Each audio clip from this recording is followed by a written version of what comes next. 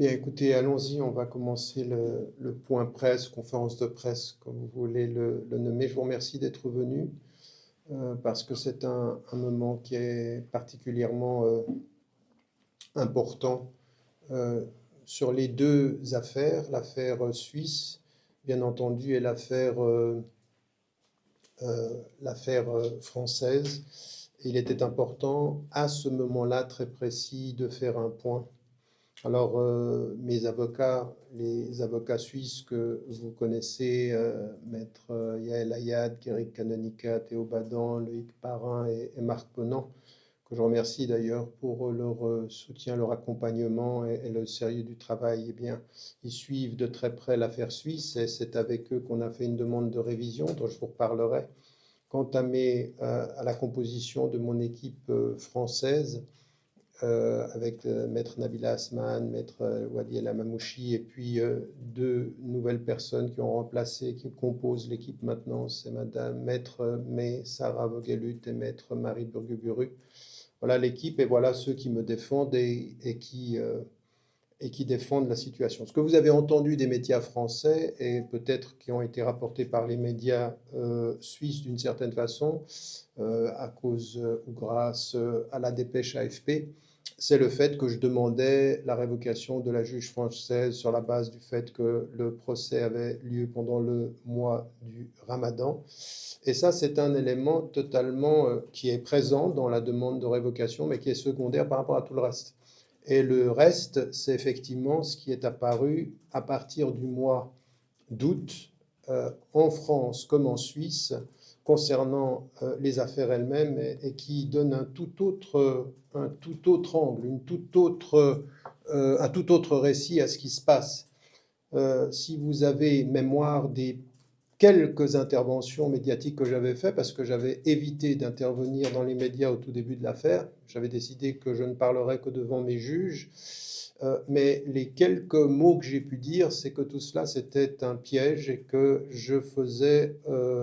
j'étais victime de quelque chose que j'ai jamais moi appelé complot, puisqu'on sait ce qu'il en est des complotistes, mais que j'avais appelé traquenard. Il se trouve que les derniers éléments de ce mois d'août mettent en évidence des faits que la science confirme et qu'elle révèle d'une certaine façon, et ces nouvelles preuves, elles sont scientifiques, elles sont importantes. Elles sont importantes en Suisse, pourquoi? Parce que la Suisse, sur le plan francophone, est le leader d'une certaine façon sur le plan de la stylométrie. Sur le plan francophone, effectivement, il y a aujourd'hui des éléments qui ressortent. La France, dans l'affaire Grégory, est venue chercher des experts en Suisse. Vous avez également les experts en Belgique, vous en avez au Canada, mais c'est en Suisse, effectivement, que sur le plan francophone, les choses ont beaucoup évolué, alors que dans le monde anglophone, que ce soit aux États-Unis, que ce soit en Angleterre, vous avez des choses tout à fait intéressantes qui se sont développées et beaucoup de procès peuvent voir leurs décisions totalement changer sur la base de la stylométrie, sur la base des études scientifiques.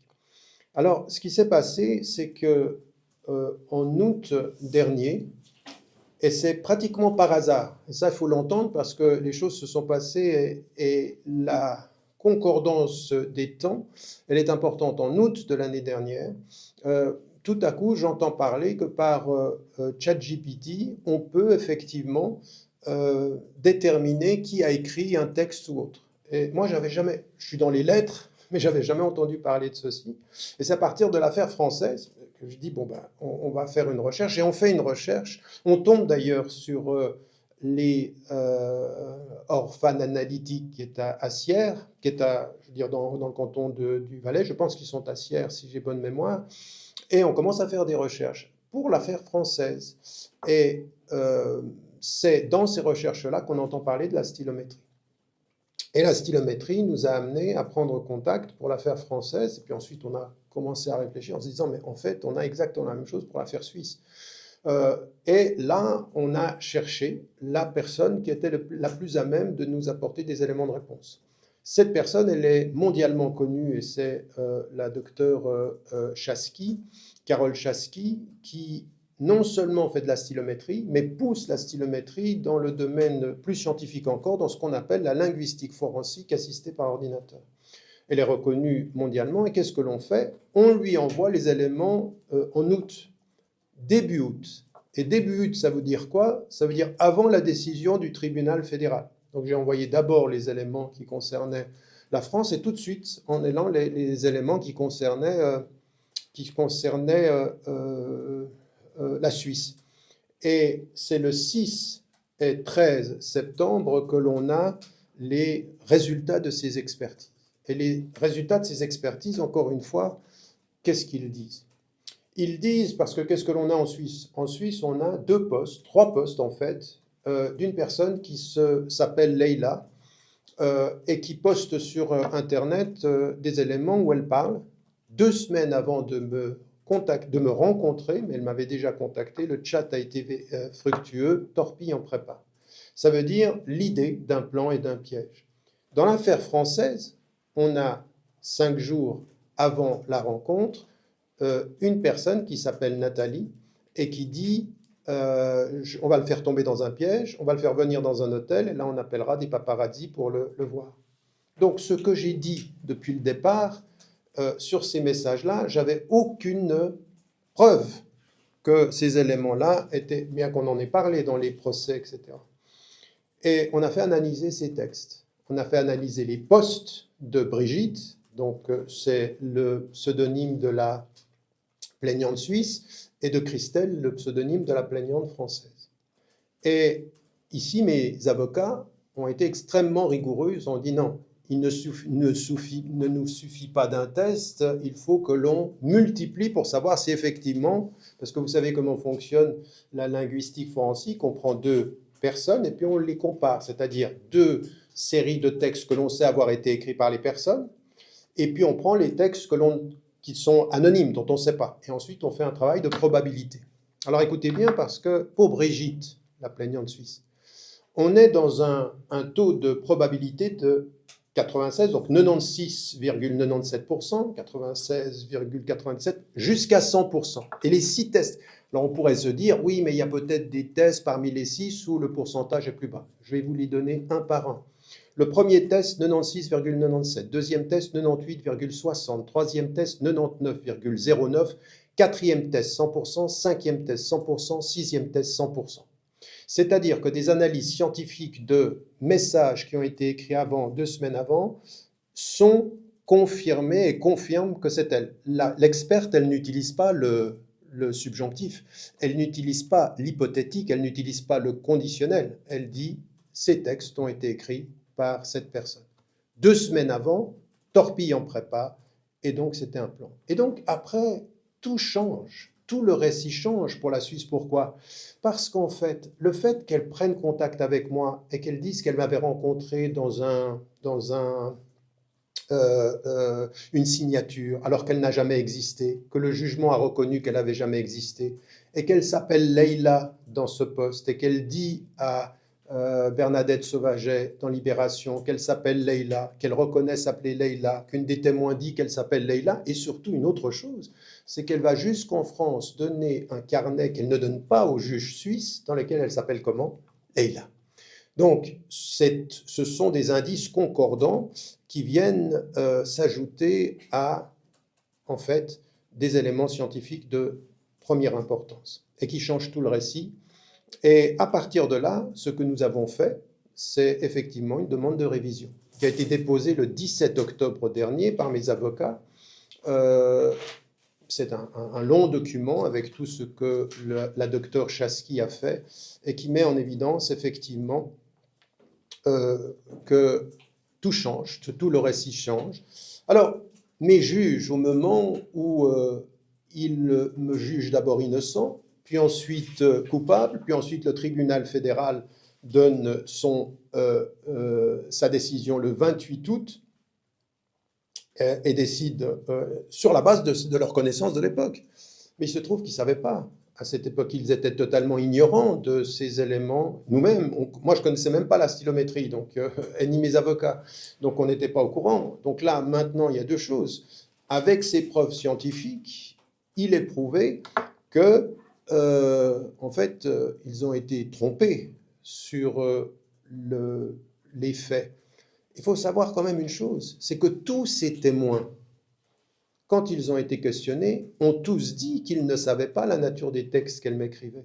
Donc en fait, si c'est planifié, tout change, c'est-à-dire qu'elle leur a menti à tous depuis le départ et tous reconnaissent qu'ils ne savaient pas, qu'il y avait mensonge. Et donc on est ici, dans l'affaire suisse, devant quelque chose de particulièrement important. Et j'aimerais vous dire une chose, à vous qui êtes ici en Suisse et qui avez suivi ceci. Dans un premier temps, mes avocats, à juste titre, avec l'état de nos connaissances à l'époque, disaient il ne faut pas qu'on mélange la Suisse et la France. Donc ce sont deux affaires qui sont différentes. Or, il se trouve aujourd'hui que l'on sait que, en fait, c'est qu'une affaire, en fait, c'est la même. C'est la même avec d'autres acteurs d'un côté et de l'autre de la frontière. Pourquoi ?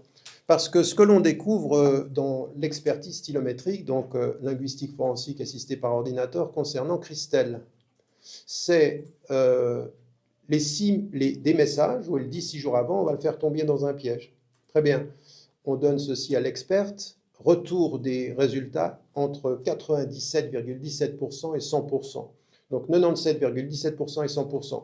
Et là encore, 6 tests, écoutez bien, 97,17%, 97,17%, 97,25%, 97,95%, 98,60%, 99,59% et 100%. On est à des taux qui sont des taux en calcul de probabilité qui sont considérés comme des taux qui avoisinent la certitude. Et encore une fois, sans utiliser le conditionnel, la juge dit, eh bien, c'est elle qui a écrit ces textes. Alors, vous pouvez vous poser la question, mais bon, ça c'est l'affaire française, mais là, vous savez, moi, ce qu'on m'a dit, on m'a fait entrer en prison 9 mois quand je disais que j'étais innocent et que je répète et que j'ai toujours répété. Et je leur disais, mais attendez, je veux dire, tout ça c'est un montage. Et on me disait, non, non, non, non, il y a des indices graves et concordants et vous avez le même mode opératoire. Or, il se trouve là maintenant que c'est la même affaire. Pourquoi ? Parce que c'est le même mode opératoire chez les deux plaignantes. Il faut savoir que la plaignante dont je vous parle en France, c'est la seule qui a été reconnue et retenue par l'avocat général. Il a écarté toutes les autres. C'est la cour d'appel qui en a ramené 2 autres. Mais pourquoi est-ce que le lien est important ? Entendez-le et notez-le et dites-le parce que je viens d'être condamné en Suisse et je demande une révision qui prouve par la science que je suis innocent. Donc on peut mettre en prison quelqu'un qui est innocent et il faudrait de ce point de vue-là, c'est ce que j'attends moi de la Suisse, c'est que sur la base de faits nouveaux qu'elle ne connaissait pas, elle établisse un jugement nouveau sur ce que désormais elle connaît. Première des choses, pourquoi est-ce que c'est important ? Les deux plaignantes se connaissent, et donc ça c'est dans les deux dossiers, c'est dans le dossier suisse comme dans le dossier français, ils se connaissent depuis 2009.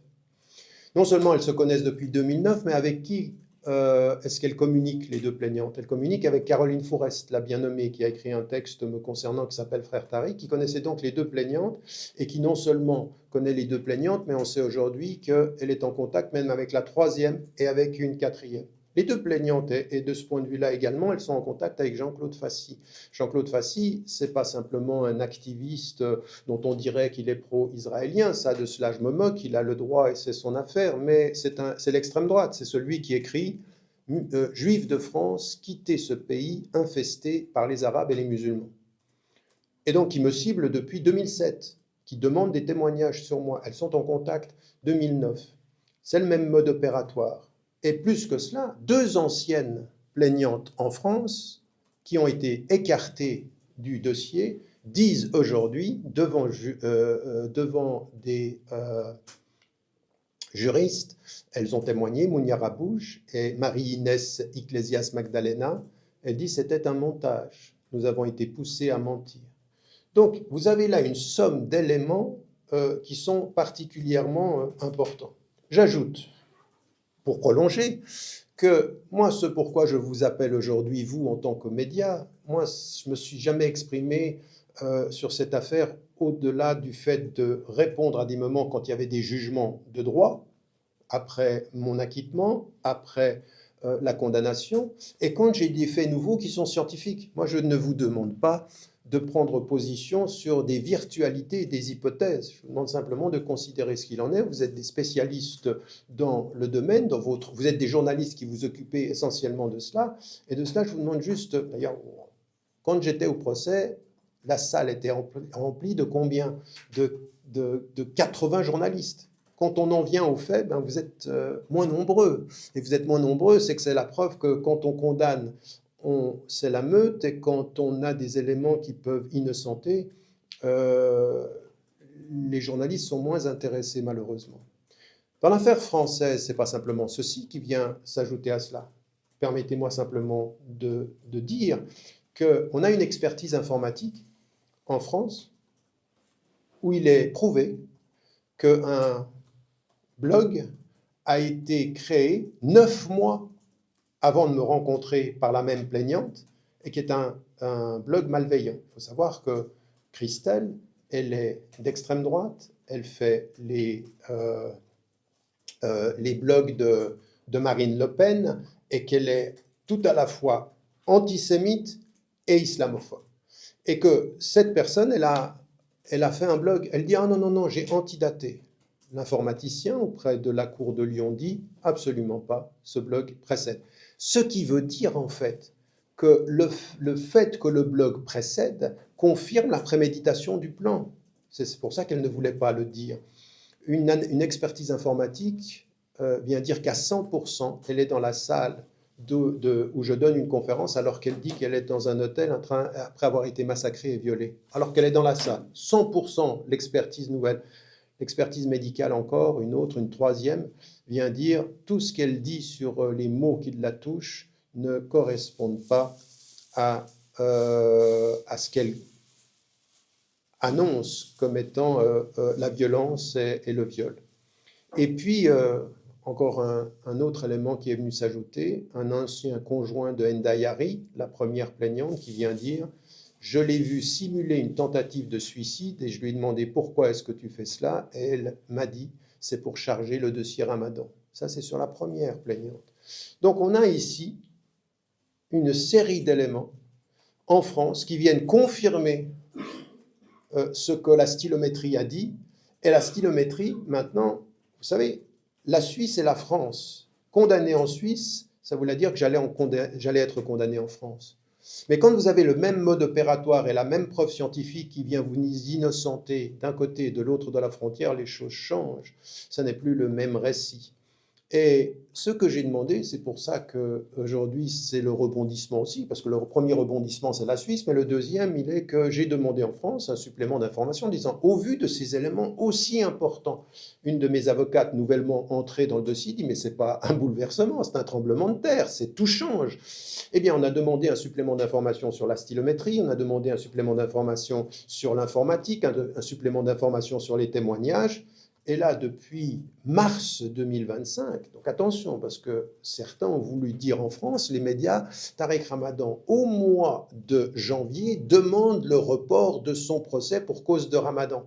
Ah non, non, non, c'est pas de ça dont il est question. Dès mars 2025, je dépose successivement et à 4 reprises des demandes de suppléments d'information avec des témoignages. Et réponse de la présidente, silence. On ne répond à rien. Pas de supplément d'information, pas d'audition, rien qui... Attendez, pour l'affaire Grégory, 40 ans plus tard, on ouvre un supplément d'information. Pour l'affaire Ramadan, avant son jugement, pour qu'il y ait une expertise, parce qu'il faut une expertise qui soit qui soit demandée par la juge, pas une expertise privée. Vous connaissez la différence. Si vous connaissez le droit, vous savez qu'une expertise privée, c'est pas la même chose qu'une expertise qui est diligentée par la juge. Eh bien, rien. Et donc là, je n'ai pas de réponse. Ensuite, la seule chose qu'on me demande, c'est d'aller voir un médecin. Et ce médecin, c'est un médecin qui est venu me voir quand j'étais en prison. Et j'ai écrit 3 pages sur lui dans Devoir de vérité, où j'ai dit, non mais attendez, c'était pas un médecin, c'était quelqu'un qui était en mission. Et elle me le redonne, lui, le même. Je lui fais savoir, par l'intermédiaire de mes avocats, que je ne veux pas voir cet homme, qu'il a été traumatisant pour moi. Traumatisant, c'est-à-dire que j'ai vu un homme qui ricanait alors que j'étais en prison, moi je suis atteint de la sclérose en plaques. Et la sclérose en plaques, n'importe quel médecin digne de ce nom sait que ça n'est pas compatible avec la détention. Moi je suis sorti de prison en chaise roulante.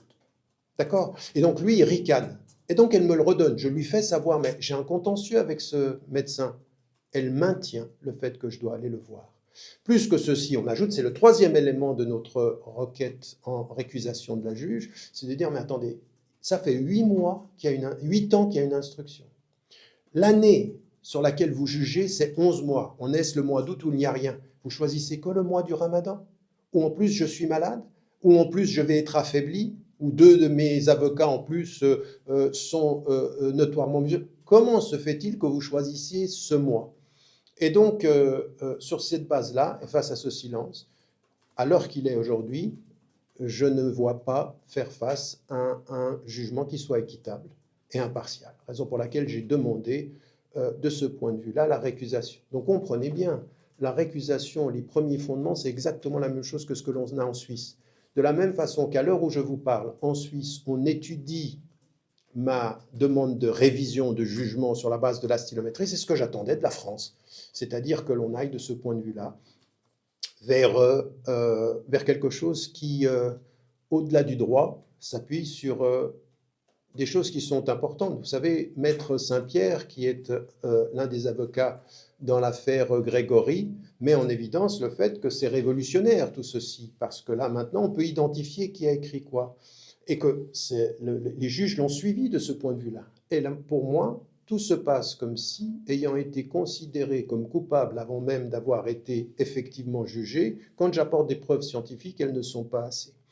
Donc, moi, ce que je demande, c'est que on considère des preuves qui sont scientifiques aujourd'hui et qu'on aille au bout de ce processus-là. Et puis comment poursuivre finalement des affaires qui n'en sont pas, parce qu'effectivement vous avez le même mode opératoire, vous avez des personnes qui se connaissent, vous avez des personnes pour lesquelles maintenant on a des preuves, mais vous avez entendu les taux, les pourcentages, ils sont de ce point de vue-là sans appel. Et ils ne sont pas faits par une personne que je connais. C'est une personne que je n'ai jamais vue de ma vie, dont je ne connaissais pas l'existence, qui vit aux États-Unis et qui est une référence mondiale dans le domaine et qui est appelée par pratiquement tous les tribunaux à travers le pays. Elle est même intervenue à La Haye, elle est intervenue dans différentes situations en Europe et dans différentes affaires. Donc, à ceux qui ont essayé de manipuler la justice pour me faire tomber, eh bien, je demande à la justice de s'appuyer sur la science pour révéler la vérité, la manifestation de la vérité.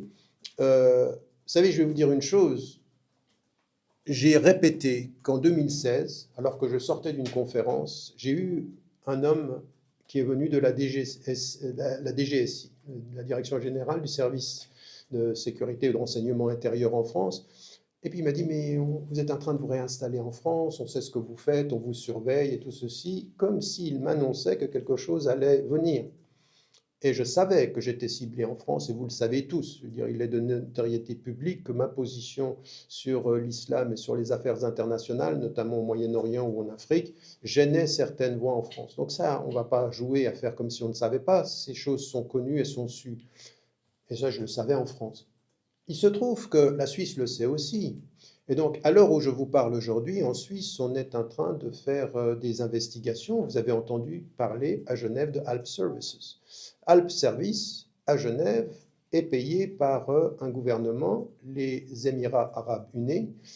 Et donc, on est en cours. Il y a une plainte qui est venue d'une ministre belge. J'ai moi-même porté plainte. Je n'ai pas le droit d'en parler, donc je ne vais pas vous parler du fond de l'affaire. Mais ce que l'on sait, c'est que Alp Service a travaillé pour un État étranger. À l'heure où je vous parle aujourd'hui, il y a la semaine dernière une interpellation qui a été faite au niveau de l'Union européenne, en disant, mais attendez, quel est cet État qui paye, et qui paye pour quoi? Qui paye pour cibler 200 intellectuels musulmans, 200 figures. Et une des audios qui était sortie mettait mon nom en évidence.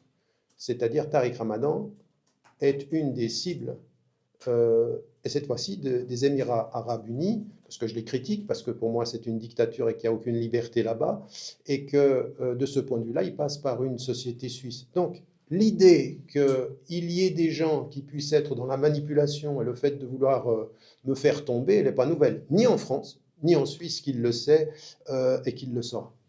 La question de tout ça, et ça c'est ma conclusion, c'est qui aura le dernier mot dans tout ceci. Alors, est-ce que c'est la science et le droit, et donc de ce fait je ne peux qu'être innocenté parce que les faits sont têtus, la vérité est manifeste et que de ce point de vue-là, ça ne souffre pas de discussion, il faut aller jusqu'au bout du processus. Ou alors ce qui va gagner, c'est le politique sans le droit. Et alors là, si c'est le politique sans le droit, je ne suis pas le seul à être en danger. Vous tous, même les journalistes, même les citoyens, n'importe quel citoyen, quand le politique l'emporte sur le droit, il est en danger de pouvoir être la cible de personnes qui sont malveillantes.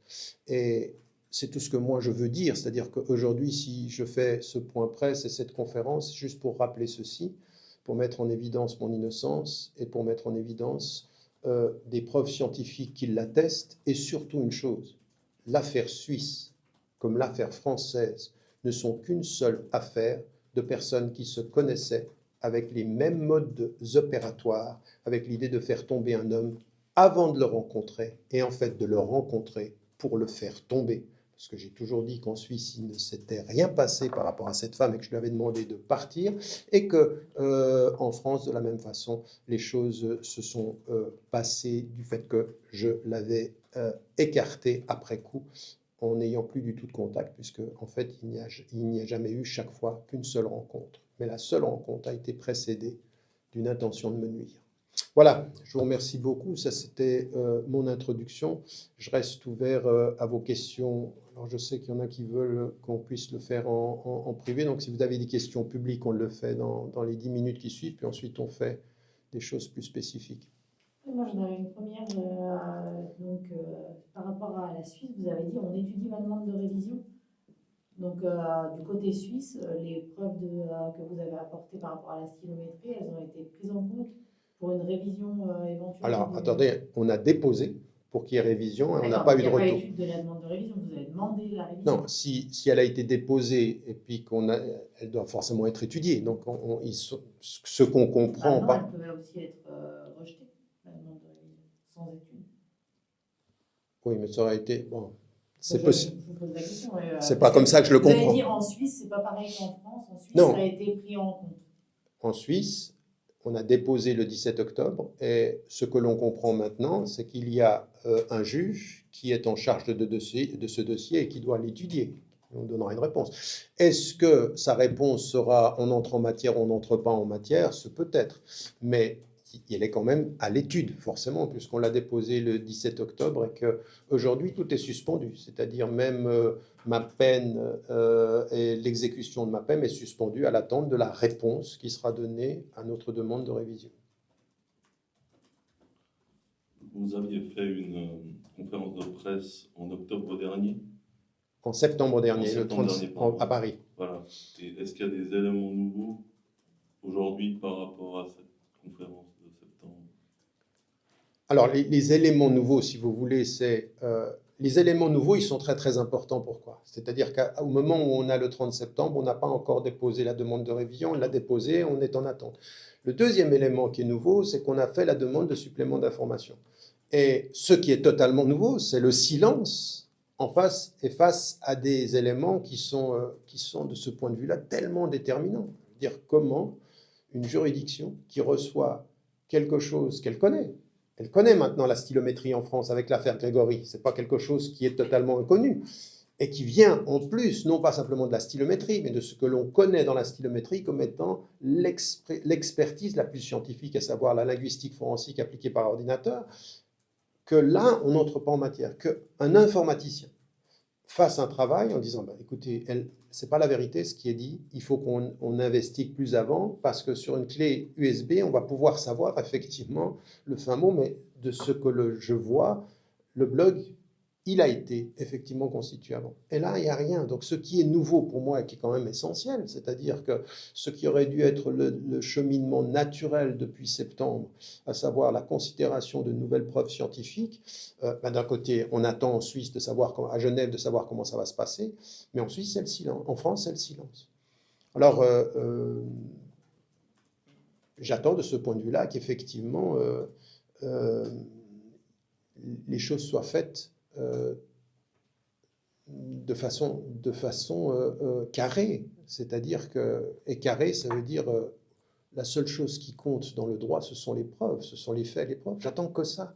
Et ce que j'ai toujours dit aux journalistes et que je vous répète, et que j'ai pu répéter à d'autres, je veux dire, mais quelle que soit l'opinion que vous avez sur ma personne, ce que je pense ou ce que je fais, on n'accuse pas un innocent parce qu'on ne l'aime pas, c'est tout. Et idéologiquement, ça ne tient pas. Donc là, moi, encore une fois, le politique ne peut pas avoir raison de la preuve scientifique. Moi, j'ai une question, une précision par rapport à la question de mon préopinant.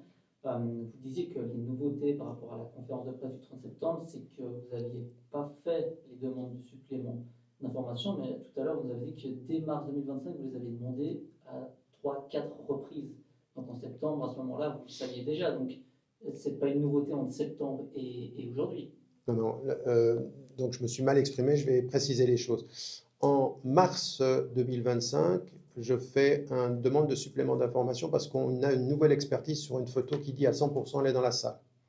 En mars 2025, on a des éléments de preuve et des témoignages, en particulier des anciennes plaignantes, qui disent on a été poussé par El Fassi à le faire, deux des plaignantes. Et le troisième élément que nous avons, c'est celui de l'ex-conjoint de la première plaignante qui dit elle a simulé une tentative de suicide pour charger le dossier Ramadan.